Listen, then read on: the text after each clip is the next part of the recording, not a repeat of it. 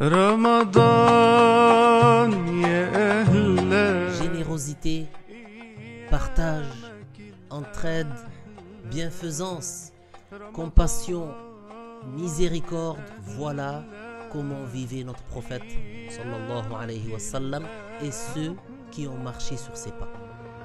Il donnait avec le cœur, parfois jusqu'à tout ce qu'il possédait, sans craindre pour le lendemain. Et lorsque le mois béni de Ramadan arrivait, leurs efforts redoublaient. Ils donnaient encore plus, partageaient davantage et multipliaient les actes de bienfaisance. Rejoignez-nous pour une nouvelle émission de Radio Sunnite qui met en lumière la générosité exemplaire de ces hommes et de ces femmes qui nous inspirent, car ils ont suivi le meilleur des modèles, notre bien-aimé, le prophète Muhammad sallallahu alayhi wa sallam.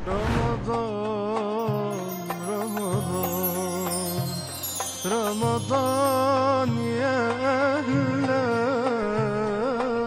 Assalamu alaikum, nous sommes heureux de vous retrouver en ce mois béni. Le mois de Ramadan est le mois de l'ascèse, de l'éducation de l'âme, du repentir et de la multiplication des actes de bien. Radio Sunnite, la voix de la PBIF, vous accompagne pendant ce mois béni avec un programme spécial Ramadan. Entre rappels, enseignements religieux, conseils et recommandations, profitons de ces précieux moments pour nous inspirer de ces enseignements et remplir nos journées par l'obéissance à Allah. Et ne laissons pas ce mois béni s'écouler sans multiplier les bonnes actions. Pour commencer, rappelons que le jeûne du mois de Ramadan béni est un acte d'adoration éminent. Allah l'a spécifié par plusieurs choses. Parmi les spécificités de Ramadan, il y a ce qui est parvenu dans le hadith Qudsi rapporté par Al-Bukhari, dans lequel le prophète sallallahu alayhi wa sallam dit que Allah Ta'ala dit كل حسنة بعشر أمثالها إلى 700 ضعف إلا الصيام فإنه لي وأنا أجزي به. Ce qui signifie chaque bonne action sera rétribuée par 10 bonnes actions, jusqu'à 700 fois. Hormis le jeûne, il est accompli pour mon agrément et c'est moi qui en rétribue. Ce hadith nous informe que la récompense de tous les actes est multipliée. Que signifie multiplier ici? Eh bien, une seule bonne action est multipliée 10 fois et jusqu'à 700 fois, excepté le jeûne. La multiplication de la récompense du jeûne n'est pas restreinte à ce nombre. Mais Allah Ta'ala en multiplie la récompense autant qu'il le veut. Le prophète sallallahu alayhi wa sallam nous enseigne aussi dans ce hadith que le mois de Ramadan est une saison pour les actes de bien. Il nous rappelle les grâces de Dieu envers ses esclaves, des grâces qui augmentent durant ce mois béni. Et pour compléter ce que tu viens de dire, on peut rappeler que les aumônes données durant le mois de Ramadan sont meilleures que celles données dans d'autres mois. Tout à fait. Et il y a une preuve de cela. Notre prophète sallallahu alayhi wa sallam a dit Afdalu sadaqa sadaqatun fi Ramadan. Ce qui signifie la meilleure aumône est celle qui est faite durant le mois de Ramadan. Et nous avons en notre prophète éminent sallallahu alayhi wa sallam un excellent modèle dans sa générosité, dans ses grandes dépenses, dans la voie que Allah agrée. Il est le maître des généreux, le plus généreux des gens. Et sa générosité, sallallahu alayhi wa sallam, se multipliait et augmentait durant le mois de Ramadan. Je ne sais pas si les gens imaginent à quel point il était généreux. En fait, le messager de Allah, sallallahu alayhi wa sallam, ne s'est jamais vu demander quoi que ce soit pour l'islam sans qu'il ne le donne. Il était généreux. Et je dis bien quoi que ce soit. Le prophète alayhi salatu wassalam, a offert un troupeau de moutons qui s'étendait entre deux montagnes à un homme qui était venu à lui. Imaginez un troupeau immense qui appartenait au prophète alayhi salatu wassalam, et le prophète l'a offert à cet homme sans aucune hésitation. L'homme est retourné auprès des siens et il leur a dit: oh mon peuple, entrez en islam. En effet, Muhammad donne d'une générosité telle qu'il ne craint pas la pauvreté. Oui, et le prophète, sallallahu alayhi wa sallam, bien sûr, on vient de le voir, il était extrêmement généreux, mais il l'était encore plus durant Ramadan. Ibn Abbas, que Allah Ta'ala les agrée, lui et son père, a dit à ce sujet: كان رسول الله صلى الله عليه وسلم أجود الناس بالخير وكان أجود ما يكون في رمضان. Ce qui signifie le messager de Dieu, sallallahu alayhi wa sallam, était le plus généreux des gens. Et il était encore plus généreux pendant le mois de Ramadan.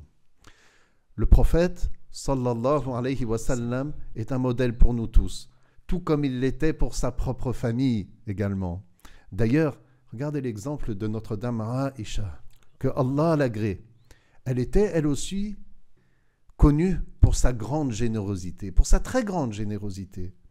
Un jour, alors qu'elle jeûnait, comme à son habitude bénie, son neveu, Abdullah ibn Zubayr, il lui avait envoyé 2 jarres pleines contenant 100 000 dirhams. Dans quel but? Pour les dépenser dans les voies de bien. Qu'a-t-elle fait? Elle a vidé les 2 jarres, les a posés sur un plateau devant elle et mettait les dirhams dans des bourses qu'elle envoyait aux gens. Donc les dirhams, des pièces en argent. Des pièces d'argent. Ah, mashallah. Lorsque le temps du Maghrib est entré, notre dame Aïcha, que Allah l'agrée, avait fini de distribuer tout l'argent. Il ne lui restait pas un seul dirham, pas un seul. Combien avait-elle reçu? 100 000 dirhams.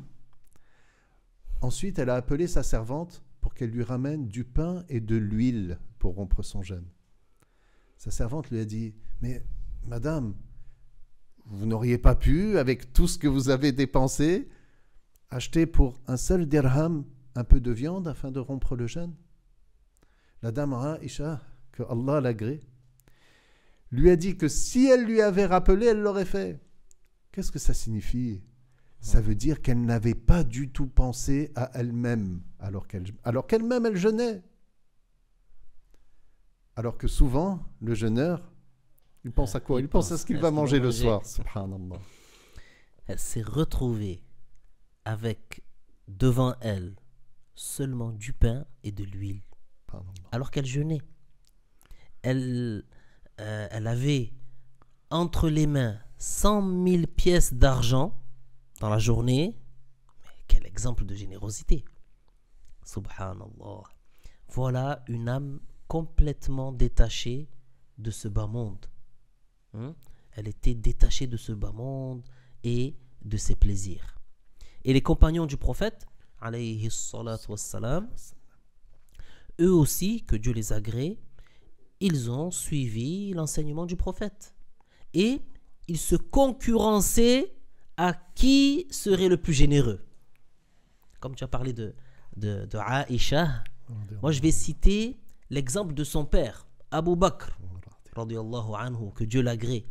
Il était lui aussi un exemple dans sa manière de dépenser et de donner dans l'obéissance à Allah. Une fois, il a dépensé toute sa richesse. Je dis bien toute sa richesse dans la voie que Allah agrée. Tout cela par recherche de l'agrément de Allah. Tout cela par recherche de l'au-delà. Il avait le cœur attaché à l'au-delà, tout comme les autres grands compagnons. Voici ce que notre maître Omar, que Dieu l'agrée, a dit. Le messager de Allah, sallallahu alayhi wa sallam, nous a ordonné de faire des aumônes. Et il se trouvait que j'avais alors quelques biens. Qu'est-ce qu'il a dit, Sayyidina Omar? Il a dit: je me suis dit, c'est aujourd'hui l'occasion de faire mieux que Abu Bakr. si je dois faire mieux que lui un jour. Subhanallah. Il a dit, j'ai alors amené la moitié de ce que je possédais. Le messager de Allah, sallallahu alayhi wa sallam, m'a dit, Ma abqayta li ahlik, ce qui signifie, qu'as-tu laissé pour ta famille? Alors je lui ai dit, pareil à ce que je viens de donner. C'est alors que Abu Bakr était venu avec tout ce qu'il possédait. Et le messager de Allah, sallallahu alayhi wa sallam, lui a dit, Ma abqayta li ahlik, cela signifie, qu'as-tu laissé pour ta famille? Et il a répondu, je leur ai laissé l'agrément de Allah et son messager. Omar a dit, je me suis dit alors que je ne réussirai jamais à devancer Abu Bakr. Et en notant bien que Omar avait quand même donné la moitié de ce qu'il possède. Ça nous montre son extrême générosité aussi. Regarde la réponse de notre maître Abu Bakr, que Dieu l'agrée, subhanallah, l'agrément de Dieu et son messager. Voilà à quoi leur cœur était attaché. Les savants ont dit que l'aumône licite, l'aumône que la personne sort de ses biens par recherche de l'agrément de Allah, par recherche des récompenses de la part de Allah, ceci est une cause pour que Allah accorde des bénédictions cachées qui se produisent dans les biens de son propriétaire. Les savants ont même ajouté que l'argent que l'on sort sous forme d'aumône, alors c'est vrai, même si en apparence l'aumône diminue nos biens, en réalité, la récompense qui en est réservée dans l'au-delà en compensera le manque. Et je voudrais ajouter, concernant le fait de dépenser ses biens dans la voie que Allah agrée, ce qui est cité dans le Coran. Cela vient confirmer le fait que, en réalité, l'aumône ne diminue pas les biens de la personne.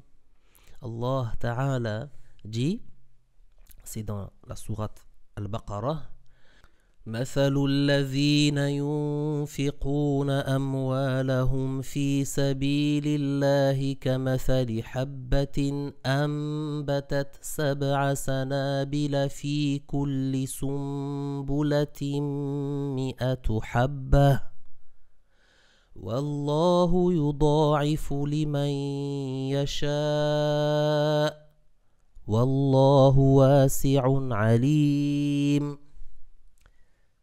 Ce verset signifie ceux qui dépensent leurs biens dans la voie que Allah agrée sont à l'exemple d'une graine qui a produit 7 épis, dans chacun desquels il y a 100 graines.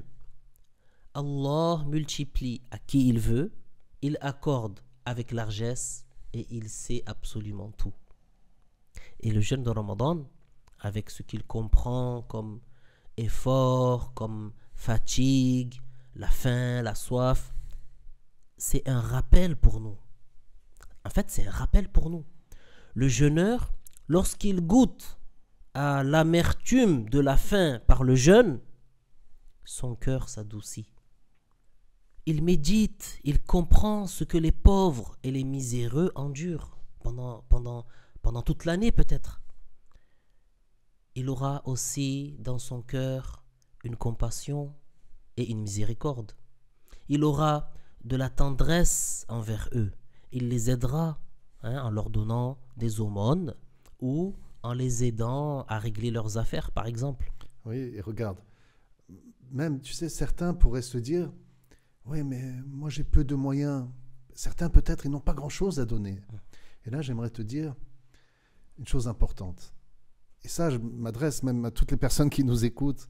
Si peut-être parmi eux, certains ils vont te dire « Oui, mais moi, je n'ai pas d'argent à donner. » Eh bien, il faut savoir que celui qui offre ne serait-ce qu'une date, ou même une moitié de date, ou bien quelqu'un qui offre ne serait-ce qu'un dirham ou un euro, il offre ça à partir de ses biens. Allah le rétribue selon son intention. Durant toute l'année, quelqu'un il peut faire une aumône qui ne demande pas beaucoup d'efforts ou de moyens. Tu peux simplement envoyer une partie de ta nourriture, de ta boisson à ton voisin nécessiteux ou à quelqu'un dans le besoin que tu connais. Tu l'honores ainsi par recherche de l'agrément de Allah.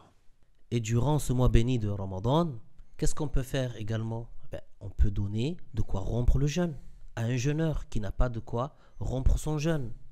Celui qui fait cela par recherche de l'agrément de Allah gagnera la récompense que le messager sallallahu alayhi wa sallam a promise. Il y a dans le hadith, le prophète sallallahu alayhi wa sallam a dit: Man fattara sa'ima kana lahu mithlu ajrih ghayra annahu la yanqusu min ajri as-sa'imi shay'a. Dans le sens est que celui qui donne de quoi rompre le jeûne à un jeûneur aura une récompense comparable à la récompense du jeûneur, sans toutefois que la récompense du jeûneur ne soit en rien diminuée. Comparable à celle du jeûneur, pas totalement équivalente, mais comparable. Comparable, pas dans tous les points de vue. En fait, Allah Ta'ala accorde pour un peu de bonnes œuvres beaucoup de récompenses. C'est cela le sens du nom de Allah, Ash-Shakur. Parmi les noms de Allah, il y a Ash-Shakur. Et parmi ces noms, il y a aussi Ash-Shakir. Que veut dire Ash-Shakir? C'est-à-dire celui qui donne une large rétribution, une grande récompense pour peu d'œuvres. Et tu sais, Hajj, certains compagnons étaient tellement pauvres qu'ils n'avaient rien à donner. Mais ils avaient envie de profiter des récompenses. Donc certains ont même interrogé le messager de Allah, sallallahu alayhi wa sallam, sur le fait que les gens riches, eux, ils avaient différentes manières leur permettant d'obtenir des récompenses. Alors ils ont dit au prophète, sallallahu alayhi wa sallam, les gens riches, prient comme nous prions. Eux, ils prient, nous prions. Ils jeûnent comme nous jeûnons. Nous jeûnons, eux aussi, ils jeûnent. Mais eux, ils ont quelque chose de plus. Ils lui ont dit de plus, ils font l'aumône avec une partie de leurs biens. Et là, écoute ce que le prophète, sallallahu alayhi wa sallam, leur a répondu.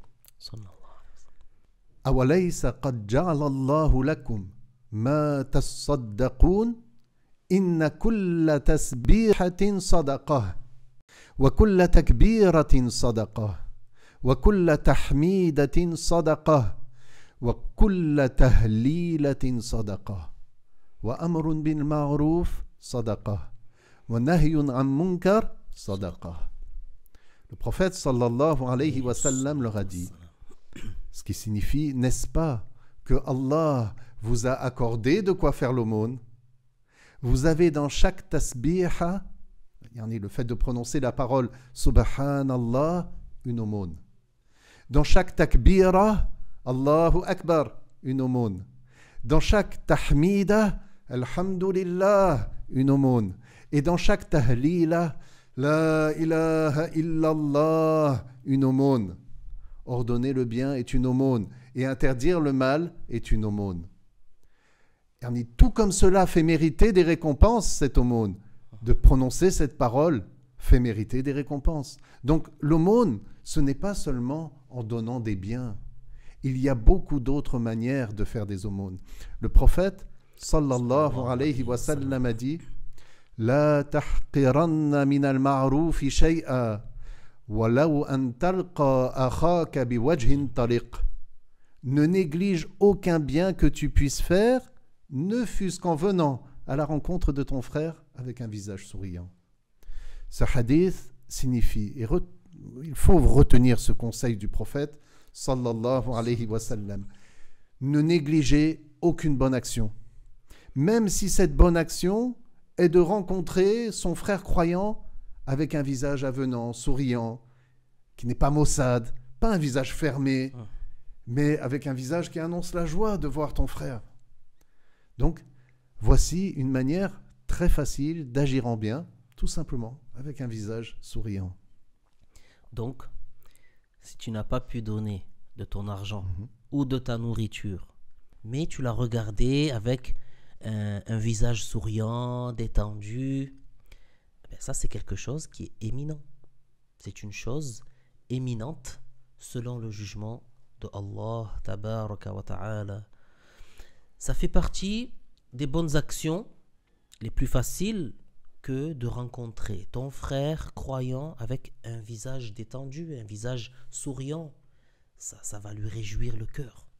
Une autre bonne action facile qui comporte des récompenses, le fait de rendre visite à ton frère musulman qui est malade, par exemple, cela peut soulager un peu de ses douleurs.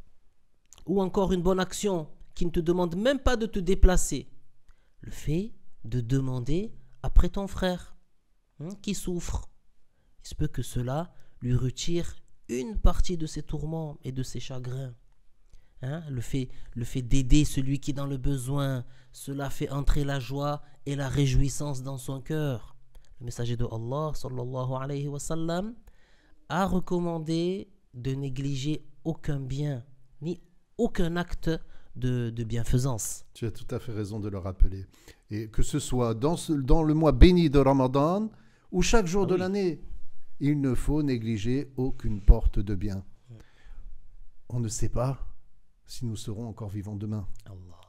À ce sujet, le messager de Allah sallallahu alayhi wa sallam a dit « Kullu ma'arufin sadaqah » ce qui signifie tout acte de bienfaisance est comme une aumône.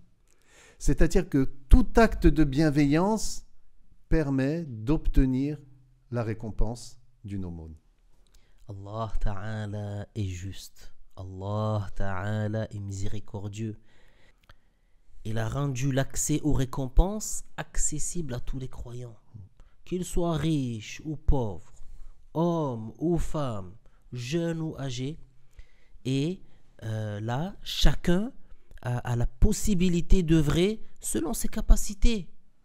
Il œuvre selon ses capacités par recherche de l'agrément de Allah et justement pour obtenir des récompenses et d'œuvrer pour se rapprocher de l'agrément de Allah Azza wa Jal.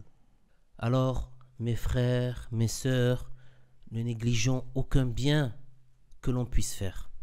Remercions Allah pour le bienfait d'être sur l'islam et pour l'envoi de notre maître Muhammad sallallahu alayhi wa sallam, le meilleur des gens.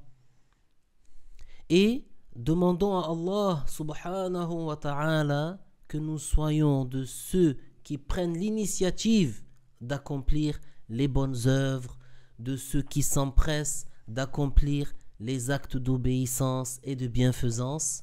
Certes, Allah Ta'ala est celui qui entend, celui qui exauce. Pour terminer, j'aimerais partager un dernier conseil. Alors ce conseil pour moi-même, mais pour toi et pour tous ceux qui nous écoutent. Faddal. Suivons l'exemple du prophète Mohammed sallallahu alayhi wa sallam, qui était encore plus généreux durant le mois béni de Ramadan. Profitons de ce mois pour multiplier nos actes de bienfaisance et d'entraide, tout en essayant de garder cette noblesse de cœur tout au long de l'année. Rappelez-vous, la vraie richesse, c'est celle que l'on partage sincèrement, uniquement par recherche de l'agrément de Allah. On se retrouve demain, Inch'Allah, pour une nouvelle émission. Wa barakallahu fikum. Wassalamu alaykum.